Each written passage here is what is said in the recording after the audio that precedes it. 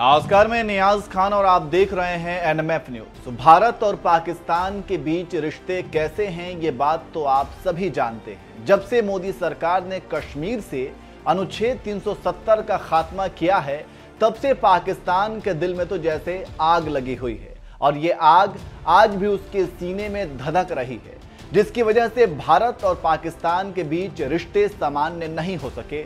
मगर इसके बावजूद जब भी बात इंसानियत की आई और पाकिस्तान के नागरिकों की जान पर बन आई, ऐसे वक्त में हिंदुस्तान के प्रधानमंत्री नरेंद्र मोदी की सरकार उन पाकिस्तानी नागरिकों के लिए किसी मसीहा की तरह बनकर सामने आई है।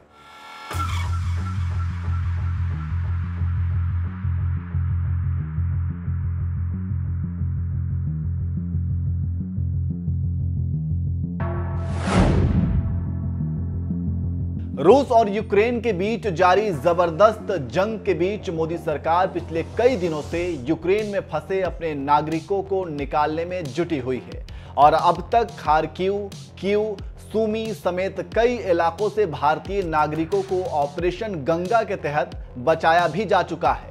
इतना ही नहीं, इस दौरान मोदी सरकार ने न सिर्फ भारतीय नागरिकों को बचाया बल्कि पड़ोसी देश पाकिस्तान से लेकर बांग्लादेश तक के नागरिकों को युद्धग्रस्त यूक्रेन से सुरक्षित निकालकर उनकी वतन वापसी करवाई। इसी ऑपरेशन गंगा के तहत भारत ने हाल ही में बांग्लादेश के 9 नागरिकों को बचाया, जिसके लिए बांग्लादेश के पीएम शेख हसीना ने पीएम मोदी का आभार जताते हुए उन्हें धन्यवाद भी कहा है। इतना ही नहीं, बांग्लादेश के साथ ही नेपाल के नागरिक रोशन झा को भी भारत ने यूक्रेन से सुरक्षित निकाला है, जिसके लिए रोशन झा ने भारत सरकार को धन्यवाद भी दिया है। उन्होंने कहा, यूक्रेन से निकलने के लिए मैं भारत सरकार का बहुत आभारी हूं। न सिर्फ बांग्लादेश और नेपाल बल्कि पाकिस्तान के नागरिकों को भी सुरक्षित निकालने में मोदी सरकार पीछे नहीं हट रही है। पाकिस्तान के साथ भले ही भारत के रिश्ते अच्छे ना हों, लेकिन इसके बावजूद इंसानियत के नाम पर मोदी सरकार पाकिस्तान के बच्चों को भी बचाने में जुटी हुई है। ऐसी ही एक पाकिस्तानी छात्रा है आसमा शफीक, जिन्होंने यूक्रेन से सुरक्षित निकलने के लिए कीव में स्थित भारतीय दूतावास और पीएम मोदी को धन्यवाद दिया है। Hello, my name is Asma Shafiq and I'm from Pakistan. And I'm very thankful to the embassy of Indian Embassy of Kiev for supporting us all the way here, as we were stuck in very difficult situations, and also thanking the Prime Minister of India, and thank you so much for supporting us, and hope we get home safely because of the Indian Embassy. Bharat सरकार न सिर्फ पाकिस्तानी नागरिकों को Ukraine से निकाल रही है बल्कि यूक्रेन में फंसे पाकिस्तानी छात्र खुद भारत का तिरंगा लेकर अपनी जान बचा रहे हैं। इस बारे में यूक्रेन से ही लौटी वाराणसी की छात्रा कृतिका ने क्या कुछ बताया, आप भी सुन लीजिए। इसको थैंक्स बोलना चाहूँगा। पोलैंड से एम्बेसी ने जो मदद की वो बहुत अच्छी थी, बट खार्की से पोलैंड बॉर्डर तक एम्बेसी ने बस हमें कहा कि वेस्टर्न बॉर्डर तक आने के लिए। जो फ्लैग की बात आप कह रही थी, उस फ्लैग को हाथ में लेने के बाद आप अपने आप को सेफ महसूस कर रही थी? फ्लैग लेने के बाद वहाँ पे जो यूक्रेनियंस लोकल है उनने भी हमारे फ्लैग को रास्ते में रोक के सैल्यूट किया। एक बार वहाँ पे पुलिस जो यूक्रेनियन पुलिस थी उनने रोका, बट फिर हमने फ्लैग दिखाया तो हमें जाने दिया। और कुछ पाकिस्तानी स्टूडेंट्स और बाकी कंट्री के स्टूडेंट्स भी हमारे देश का फ्लैग लेके यूज़ कर रहे थे। आपको बता दें कि भारत ने मिशन ऑपरेशन गंगा के तहत 76 उड़ानों से अपने करीब 19,000 नागरिकों की वापसी कराई है। यूक्रेन के खिलाफ 24 फरवरी को रूस के सैन्य हमले शुरू होने के बाद 26 फरवरी को अभियान शुरू किया गया था। केंद्र सरकार का कहना है कि ऑपरेशन गंगा के तहत 75 विशेष नागरिक चार्टर विमान यूक्रेन के पड़ोसी देशों से करीब 19,000 भारतीय नागरिकों को वापस लेकर आए हैं। नागरिकों को वापस लाने के लिए कई स्पेशल चार्टर के साथ साथ भारतीय वायुसेना की उड़ानें भी तैनात की थी, जिसके जरिए कई भारतीय नागरिकों को भारत लाया गया। इन्हीं में से कुछ छात्रों के साथ पीएम मोदी ने खुद बात की थी। आप भी सुनिए इन नागरिकों ने क्या कुछ कहा। जीवन में आप लोगों को ऐसे अनुभव से गुजरना पड़ा है, इतनी छोटी आयु में, वो भी दूर, अकेले। मैं कल्पना कर सकता हूं कि किस प्रकार की मानसिक परिस्थिति से आपको गुजरना पड़ा होगा। कठिनाइयों के बीच भी हम ठीक से अभी इवैक्यूएशन कर पा रहे हैं। हम लोग तो उम्मीद भी छोड़ दिए थे कि वापस इंडिया जा पाएंगे, क्योंकि 2 मार्च की हम लोग की फ़्लाइट थी जो कि कैंसिल हो गई थी। जब इंडियन एम्बेसी और गवर्नमेंट्स वर्क किए तो हम लोग को एक नया उम्मीद मिला कि वापस इंडिया जा पाएंगे। All thanks to Indian government. I don't think कि विदाउट इंडियन गवर्नमेंट हेल्प हम इंडिया वापस सेफली आ पाते। हमारे इंडियन गवर्नमेंट ने बहुत अच्छी सुविधाएं दी। हमारे लिए फ्लाइट्स अवेलेबल थे, हमें एयरपोर्ट जाने का एकदम आराम से सुविधाएं मिली, खाने पीने कोई दिक्कत नहीं हुआ। अब बहुत अच्छे से हमारे बाकी सारे स्टूडेंट जो फंसे हुए थे वो कल भी लैंड कर गए हैं, कुछ आज लैंड कर गए हैं। थैंक यू मोदी सर, हम लोगों ने बहुत आराम से हम वहाँ से निकल गए हैं। बॉर्डर क्रॉस करने के बाद इंडियन एम्बेसी ने हमें बहुत ही सुरक्षित तरीके से हमारे कंट्री में पहुंचाया। तो मैं हमारे प्रधानमंत्री नरेंद्र मोदी जी यानी कि आपका बहुत ही धन्यवाद कहना चाहूँगी कि आपने मुझे मेरे घर तक सुरक्षित पहुंचाया, और मुझे विश्वास है कि और भी जो बच्चे फंसे हैं आप उन्हें भी जल्द से जल्द उनके घर पहुँचा देंगे।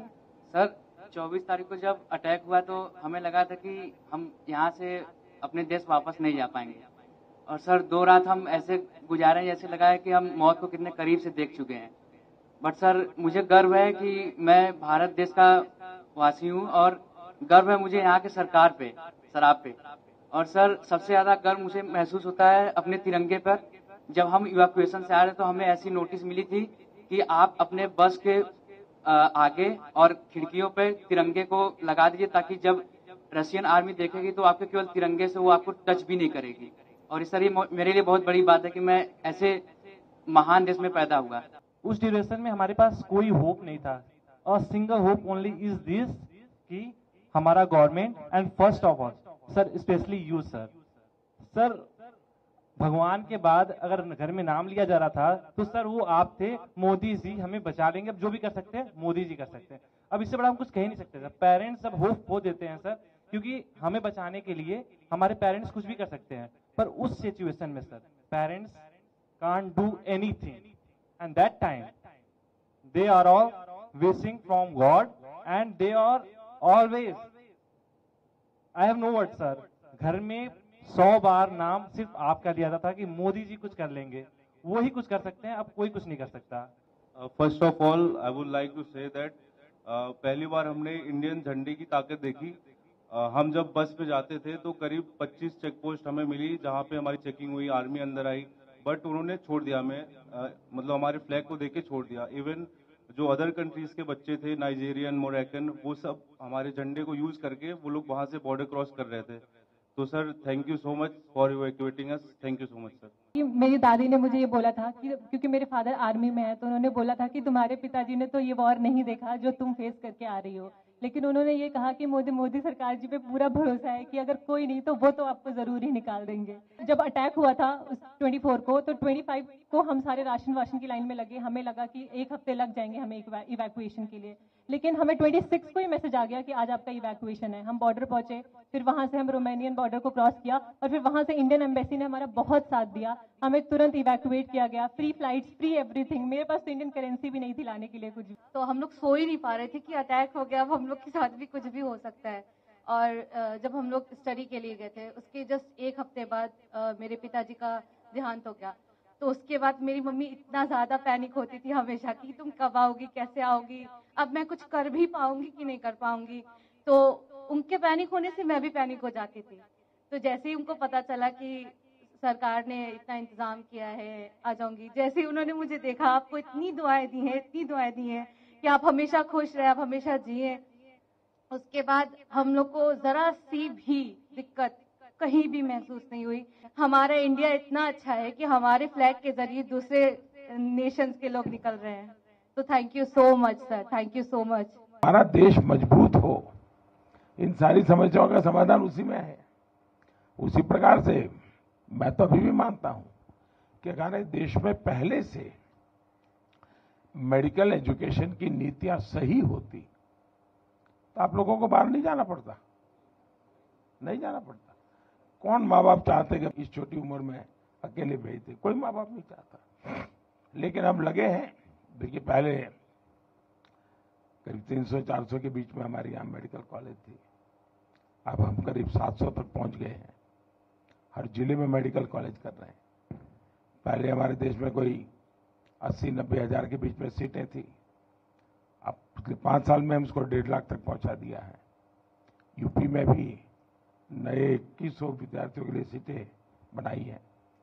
यहाँ प्राइवेट मेडिकल कॉलेज भी करीब डबल हो रही है।